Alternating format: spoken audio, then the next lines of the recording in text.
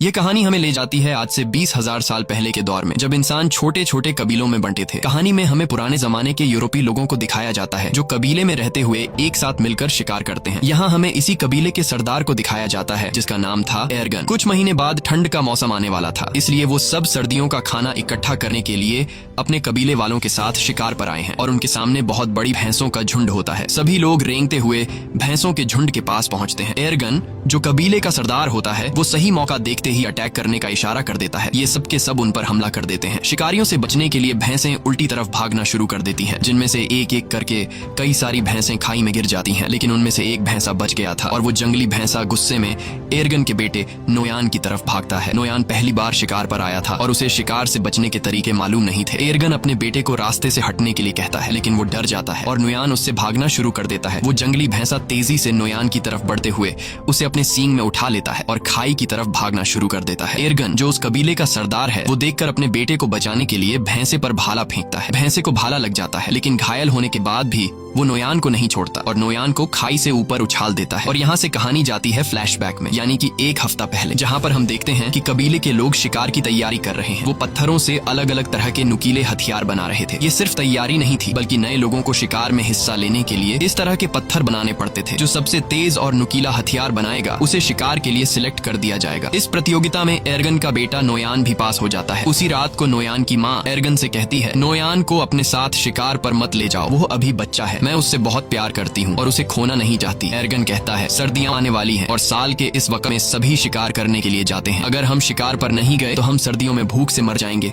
और नोयान को खुद को साबित करना होगा कि वो मेरा बेटा है। अगली सुबह सभी कबीले वाले शिकार के लिए निकल रहे होते हैं, लेकिन नोयान की माँ नोयान के लिए बेचैन हो रही थी कि कहीं मेरे बेटे को कुछ हो न जाए। लेकिन एर्गन उसे तसल्ली देता है, तुम परेशान मत हो, नोयान को कुछ नहीं होगा। और वे सब शिकार पर निकल जाते हैं। थोड़ी दूर आगे जाने के बाद यहाँ पर एक दूसरा कबीला भी आता है जो उन्हीं की तरह शिकार करने के लिए निकला है ताकि सर्दियों के लिए खाना इकट्ठा कर सके। बहुत लंबा सफर तय करने के बाद वो सब एक पत्थर के ढांचे तक पहुँचते हैं जो कभी उनके पूर्वजों ने बनाया था। ये सफर बहुत खतरनाक होता है। इस सफर में उनके कई पूर्वजों ने अपनी जान गंवाई है, इसीलिए उन्होंने पूर्वजों की याद में यह पत्थर का ढांचा बनाया होता है। आगे चलने के बाद उन्हें एक जंगली सुअर दिखता है जिसे वो भाले से घायल कर देते हैं। एर्गन अपने बेटे नोयान से कहता है कि तुम इसे मारोगे, लेकिन नोयान ने पहले कभी शिकार नहीं किया था। वो इसे देखकर घबरा जाता है और नोयान उसकी जान नहीं लेता, इसलिए एर्गन उसके हाथ से पत्थर का खंजर छीनकर जंगली सुअर को मार देता है। और उसके बाद एर्गन अपने बेटे से कहता है, तुम इतने कायर निकलोगे, ऐसा मैंने कभी नहीं सोचा था। यहाँ सिर्फ ताकतवर जिंदा रह सकते हैं, यही जंगल का कानून है। रात के अंधेरे में जब ये सब अपने शिकार को खा रहे होते हैं तभी कुछ अजीब सी आवाजें सुनाई देने लगती हैं, जिससे एर्गन सभी को होशियार रहने को कहता है। तभी वहाँ अचानक एक शेर आता है और उनमें से एक लड़के को उठाकर ले जाता है। अगली सुबह वो उस लड़के की याद में एक छोटी सी समाधि बनाते हैं और शिकार की तलाश में आगे का सफर तय करते हैं। लेकिन कई मीलों का सफर तय करने के बाद भी उन्हें कोई शिकार नहीं मिलता। पूरा दिन चलने के बाद रात को ये सब एक गुफा में रहने का फैसला करते हैं, जहाँ एर्गन अपने बेटे नोयान के हाथ में तारों के कुछ टैटू बनाता है और उसे बताता है कि ये तारे तुम्हें रात को आसमान में दिखेंगे और जब तक उनका पीछा करोगे तो वापस अपने घर पहुंच जाओगे। दरअसल ये एक तरह का नक्शा है कि उनका घर किस तरफ है, यानी अगर कोई शिकार के दौरान भटक जाए तो वो इस नक्शे का सहारा लेते हुए अपने घर वापस पहुंच सकता है। सुबह होने के बाद एक बार फिर से ये शिकार की तलाश में निकल पड़ते हैं और तभी उन्हें जंगली भैंसों के पैरों के निशान दिखते हैं, जिसे देखकर सब खुश हो जाते हैं। अब ये जंगली भैंसों का शिकार करना शुरू करते हैं और यहाँ वो सीन आता है जब एक जंगली भैंसे ने नोयान को पहाड़ी से उछाल दिया था। कहानी वापस प्रेजेंट में आती है जहाँ दिखाया जाता है कि जब नोयान को चट्टान से उछाला गया तो वो नीचे जा गिरा, लेकिन वो चट्टानों के बीच एक पत्थर को पकड़कर लटक जाता है। एर्गन जल्दी से वहाँ पहुँच जाता है और अपने बेटे से कहता है, हिम्मत मत हारना, मैं तुम्हें बचा लूंगा। लेकिन तभी वो पत्थर टूट जाता है जिसे पकड़कर नोयान लटका हुआ होता है। नोयान चट्टानों से टकराता हुआ नीचे गिरता है और चट्टानों के बीच में बने हुए एक छोटे से रास्ते में जा गिरता है। एर्गन अपने बेटे को बचाने के लिए जाना चाहता है, लेकिन उसके कबीले वाले लोग उसे रोक लेते हैं। वो कहते हैं, अब यहाँ से नीचे जाने का कोई रास्ता नहीं है, तुम्हारा बेटा अब इस दुनिया में नहीं रहा, हम तुम्हें खोना नहीं चाहते, तुम हमारे कबीले के सरदार हो, तुम्हारी जिम्मेदारी है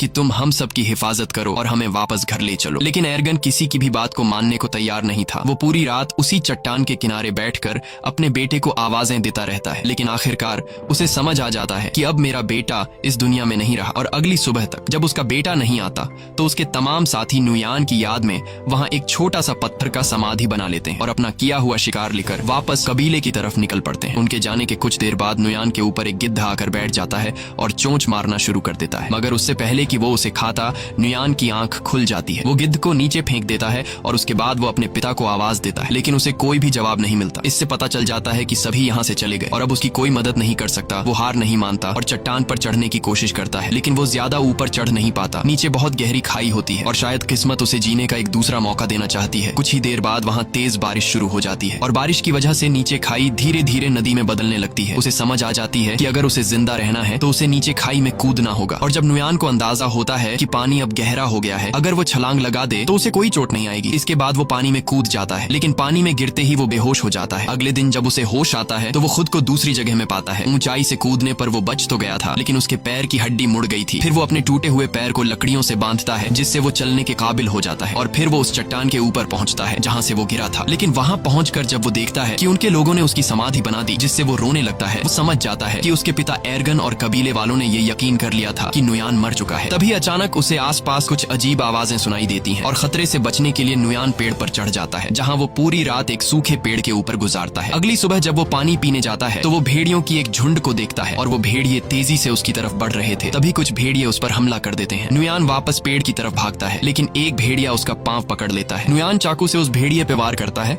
जिससे वो भेड़िया जख्मी होकर नीचे गिर जाता है और नुयान जल्दी से पेड़ पर चढ़ जाता है। सारी रात भेड़िए नीचे उसका इंतजार करते हैं, लेकिन जब सुबह होती है तो सब भेड़िए जा चुके होते हैं। सिर्फ वही जख्मी भेड़िया वहां पर मौजूद होता है जिसे कल उसने चाकू से मारा था। नुयान सबसे पहले अपने चाकू से अपने लिए एक भाला बनाता है और भेड़िए को मारने जाता है, लेकिन जख्मी भेड़िए को मारते वक्त उसे रहम आ जाता है और वो उसे मारने का इरादा बदल देता है। इसके बाद वो पहले उसके मुंह को पट्टी से बांध लेता है और फिर उसे उठाकर उस गुफा में ले जाता है जहां वो अपने कबीले के साथ एक रात ठहरा था। अगली सुबह उठकर वह जड़ी बूटी ढूंढने निकल पड़ता है और फिर उन जड़ी बूटियों को पीस कर अपने पैर पर लगाता है। इसी बीच जब वह पानी पी रहा होता है तो वह देखता है कि भेड़िया अपने मुंह पर बंधी रस्सी को खोल चुका है। ये देखकर पहले तो वह घबरा जाता है, लेकिन फिर नुयान आराम से उसे पानी देने जाता है। भेड़िया उसे अपने पास आता देखकर डर जाता है, लेकिन नुयान कहता है, मैं तुम्हें कुछ नहीं कहूंगा, मैं तुम्हारी जान बचाना चाहता हूँ। जिसके बाद भेड़िया पानी पी लेता है। अब भेड़िए को भी समझ आ जाता है कि मुझे इससे कोई खतरा नहीं है। नुयान ने जो जड़ी बूटी अपने पैर के लिए तैयार की थी वह अब भेड़िए के जख्म पर लगा देता है और उसी वक्त नुयान वह कीड़े भी उसे देता है जो वह खुद खाता है। अब आहिस्ता आहिस्ता उन दोनों के बीच एक रिश्ता बनने लगता है। शाम होने से पहले नुयान एक खरगोश का शिकार कर लेता है, क्योंकि उसने कई घंटों से कुछ भी नहीं खाया था। रात को बड़ी मुश्किल से वह आग जलाकर उस खरगोश को पका लेता है और उसमें से कुछ हिस्सा भेड़िए को भी दे देता है। ये दोनों बुरी तरह से घायल होते हैं, इसीलिए कुछ दिनों तक उसी गुफा में रहते हैं। एक रात नुयान अपने हाथ के टैटूज को देखता है जो उसके पिता एर्गन ने बनाए थे और उन सितारों को आसमान में देखता है। वह कहता है, मुझे घर जाना होगा अपने माँ बाप से मिलने। और नुयान भेड़िए से कहता है कि तुम्हें भी अपने झुंड की तरफ लौटना चाहिए। अगली सुबह वह सफर के लिए तैयार हो जाता है। वह भेड़िए से कहता है, तुम भी अपने घर चले जाओ उससे पहले कि बर्फ पड़ने लगे। और वह वहाँ से निकल पड़ता है, लेकिन वह देखता है कि भेड़िया, जिसका नाम उसने अल्फा रखा है, वह उसके पीछे पीछे चलता आ रहा है। काफी दूर जाने के बाद भी वह भेड़िया उसका पीछा करता है। नुयान कई बार अल्फा को भगाने की कोशिश करता है, लेकिन वह पीछा नहीं छोड़ता। असल में भेड़िए को नुयान के साथ लगाव हो चुका था, क्योंकि नुयान ने उसकी जान बचाई। उसी वक्त अल्फा एक सुअर देखता है। वह उसका शिकार करने की कोशिश करता है, लेकिन कामयाब नहीं होता। नुयान समझ जाता है कि भेड़िया भूखा है। उसे वह खाना दे देता है जो खुद के लिए जमा किया था।